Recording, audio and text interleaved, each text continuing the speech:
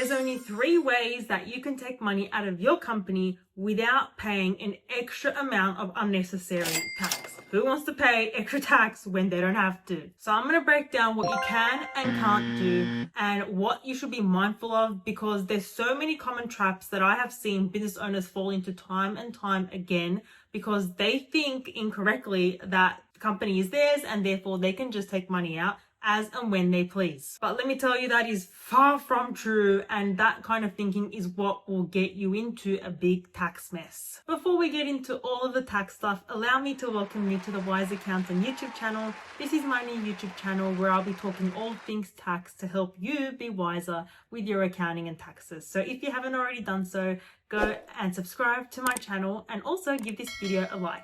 Okay, let's get into it. So to preface everything that I'm about to say, you need to understand one very fundamental thing when it comes to having a company. The company is considered a separate legal entity from you as the shareholder. What that means is that any money that the company generates from its sales, that all belongs to the company. So you cannot just go and take the money out of the company tax-free and use it at your own disposal. For that reason, there is only 3 ways that you can take money out of a company. So the first and most common way to take money out of a company is by simply paying yourself a salary or a wage, just like how you would pay all of your other employees. As a business owner, you would have to be on the books for payroll purposes, which basically means that the company would have to be prepaying tax on your behalf to the ATO through the PAYG withholding system, and the company will also have to pay you superannuation on your wages, as well as reporting your wage information to the ATO through single touch payroll. However, you can still be strategic around how you pay yourself a wage. You own the business, so you basically have the authority to determine how much you want to pay yourself. And that is when you should consider tax planning to help you figure out what is the optimal amount of wage that I should pay myself and what do I actually need in terms of normal day-to-day living expenses for yourself and your family to get by. For most of my business clients, we would not recommend that they take a wage above $190,000, and that's purely because once you start paying yourself above that, you're going to be paying tax at the highest marginal rate, which is 45%. Plus a 2% Medicare levy. So half of what you're earning is basically going to be paid to the tax office. And if both yourself and your spouse are working in the business, then you could pay each of you $190,000, keeping in mind that if you have any other sources of income as well, like rental properties or interest income or dividend income from other investments, then you should factor that into the salary that you're going to pay yourself, because all of those elements would contribute to your overall taxable income in your tax return at the end of the year. So again, this comes down to strategizing from a tax perspective, and that's something that your accountant would help you to do. But you might be thinking to yourself, okay, $190,000 sounds good, but that's not really enough for me to cover all of my household expenses, to pay my mortgage, to put my kids into private education and go on a holiday each year. So you might need some more cash. And so that's when option number 2 comes into the picture, where you can pay yourself a dividend out of your company. Depending on who actually owns the company, so the shareholding structure, that will determine where that dividend is going to be paid to. So common situations that we see with clients is that they own the business directly themselves. So they are the individual shareholder for the company. In that situation, the dividend that you pay out of the company would be paid directly to that shareholder, where they would then disclose that dividend as income in their personal tax return. The second most common situation that we see is the company is owned by a family trust, and therefore when a dividend is paid out of the company, it is paid up to the family trust, and then as again part of tax planning, you can then decide where is the optimal place to distribute that dividend in order to continue to save more tax. So those are the 2 common scenarios that we see, and your situation might be similar to that. So depending on who owns the company, that will dictate where the dividend will be paid to. But before you pay a dividend out of a company, you need to consider a few very important factors. First of all, you need to look at the company's capacity to pay a dividend, which means that the company basically has to have positive retained earnings in order to pay out a dividend. And second of all, considering whether the company has sufficient franking credits to satisfy a fully franked dividend. And now you're probably thinking, okay, what are franking credits? This sounds so foreign to me. That's fine. It's actually a very common question that I get asked by clients, and clients always struggle to wrap their head around what is this imaginary franking credit number. So let me explain it to you in a bit more detail. So the whole point of the franking credit system is to avoid double taxation, because when a company pays out a dividend, it's paying out a distribution from its after-tax profits, which means that those profits have already been taxed previously at the company's tax rate, which can either be 25% or 30%.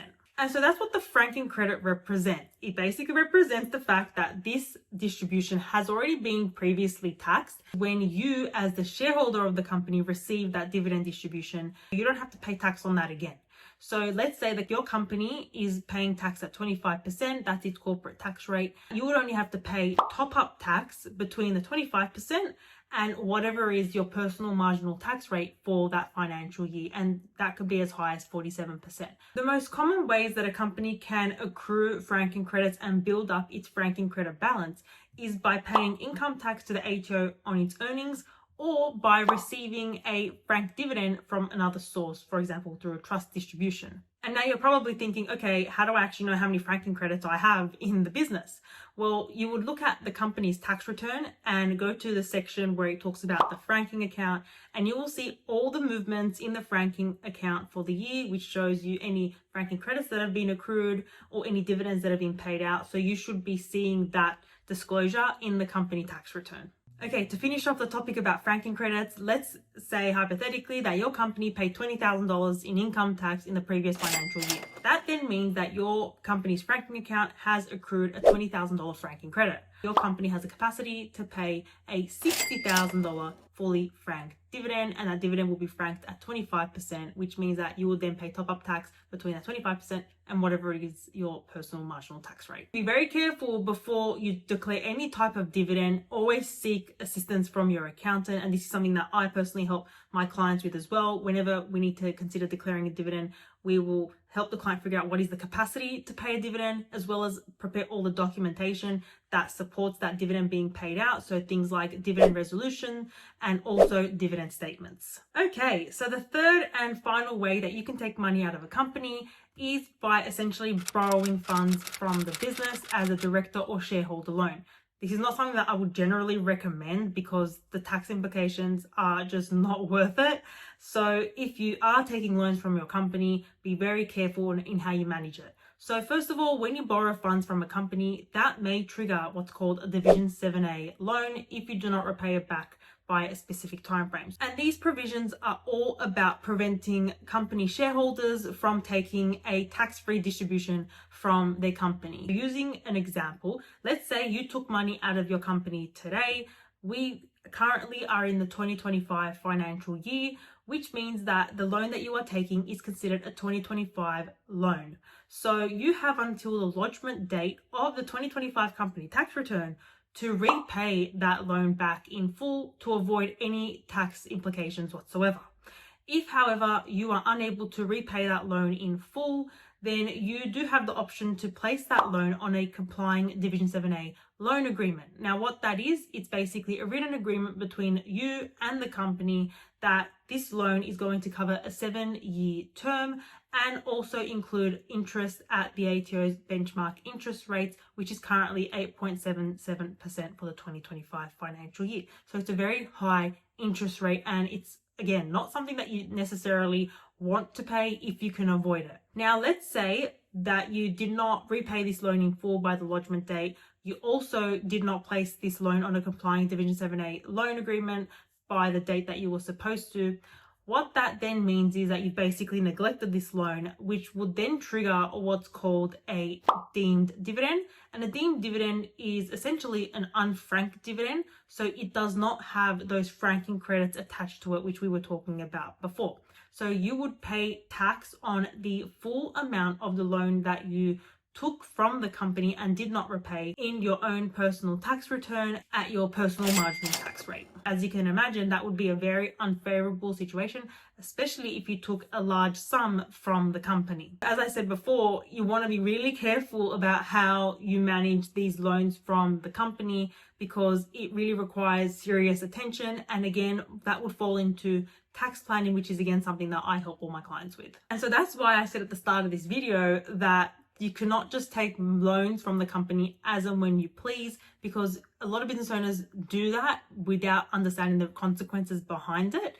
And when you do that, you would basically be accruing so much personal tax debt because all of those loans would be treated as unfranked dividends if they are neglected and not dealt with properly and on time. Okay, I think that is everything you need to know about taking money out of a company. So just to quickly recap, option number 1 is to pay yourself a wage. Option number 2 is to take out a dividend. And option number 3 is directed loans. But again, carefully manage that. And my final words of wisdom for today would be to go and subscribe to my YouTube channel if you haven't already done that. What are you waiting for?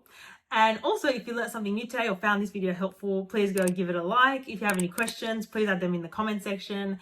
So thank you for watching, and I will see you next time. But in the meantime, I hope you stay wise and be blessed.